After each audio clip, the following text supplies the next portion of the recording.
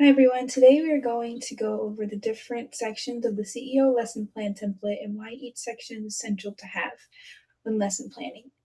There are a total of 9 sections. I know it sounds like a lot, but to make it easier and less scary, I'll be breaking the sections into 3 sets of 3 to make it easier for you guys. We will also be going over accommodations, modifications, and differentiation, but that will be later on in the video. Out of sight, out of mind. Now, let's get started with our first three sections of the CEO lesson plan template: classrooms and student factors, standards and objectives. Standards and objectives. The section of classroom and student factors helps the teacher consider the unique characteristics of the students and the classroom environment, including factors like students' prior knowledge, learning styles, and special needs. Grouping strategies can also be planned here based on these factors. This is essential because it helps you apply the lesson plan to all the students, covering all of their factors. This helps create an effective lesson plan for all students, taking all their unique factors into consideration. The next section is standards, which are the learning goals aligned with state or national curriculum guidelines. They ensure that the lesson is relevant and meets the required educational benchmarks. This section is essential because it gives a list of skills that the state wants your student to meet and be at. This way, you can create the lesson plan around those standards, ensuring that your students will meet them.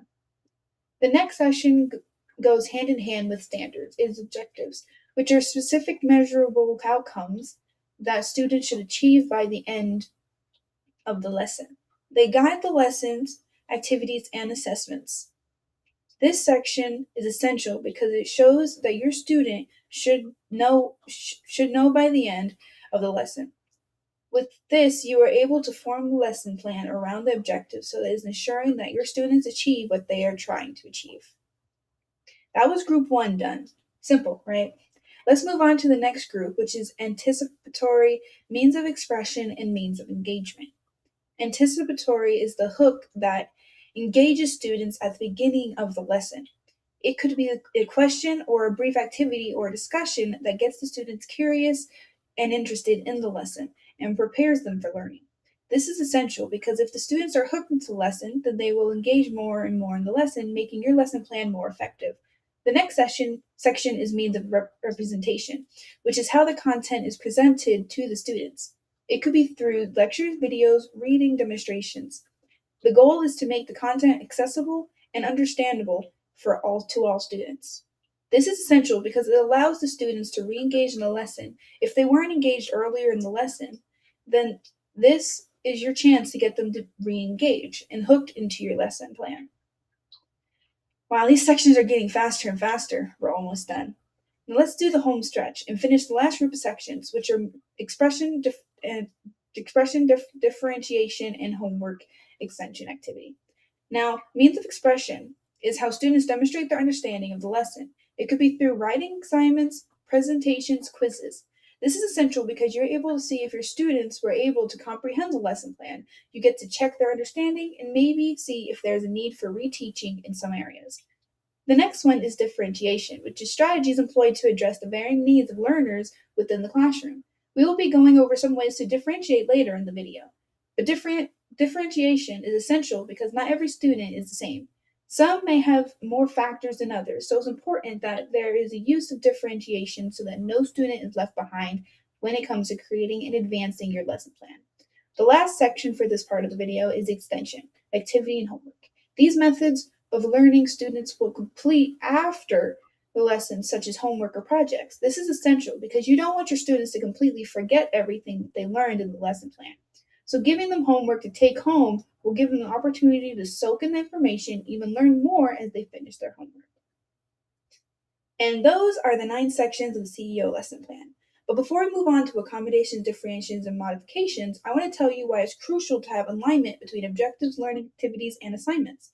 It is important for there to be alignment between objectives and assignments because it's crucial that what students need to be taught matches with what they are being taught. And it's important that what students are being taught matches with how they are being evaluated. The standards serve as a blueprint for educational expectations and learning goals. Therefore, assessments must be carefully aligned to these standards and accurately measure students' understanding and progress. Once you have alignments within your lesson planning, then you have created an effective lesson plan that helps your students meet those state or early learning standards. It's time to go over the different accommodations, differentiations, and modifications that you can give to your ELLs, special education, gifted, and early finishers. In order to be able to accommodate and differentiate, collected data is needed. We get this data from student assessments, and their assessment data provides a direct means of analyzing student performance and evaluating the strengths and weaknesses of the student. Teachers, administrators, and families can use that information to guide decision making for better student outcomes. By analyzing student data, you as a teacher can strategically plan classes and deliver personalized student instruction and interventions in a way that will impact student learning in the most positive way possible. Now that we went over what is needed in order to accommodate your students effectively, let's go over some ways that you could accommodate some specific groups of students that you may have in your class. The groups of students that we will be focusing on are English language learners, special education, gifted, and early finishers. Let's go over some accommodations that you could do for each. For your English language learners, an accommodation that you could give is adding visual supports that correspond to what they are working for. For special education, it would be allowing text to speech or an audio devices in order for your students to be able to finish their work. For gifted students, it might look a little bit different. For example, you can give them extra questions than the rest of the class. Oh, and remember, accommodations isn't changing what the student is learning, but it's changing how the student is learning by keeping the same curriculum. The last one for accommodations are early finishers. You can accommodate them by giving them more questions.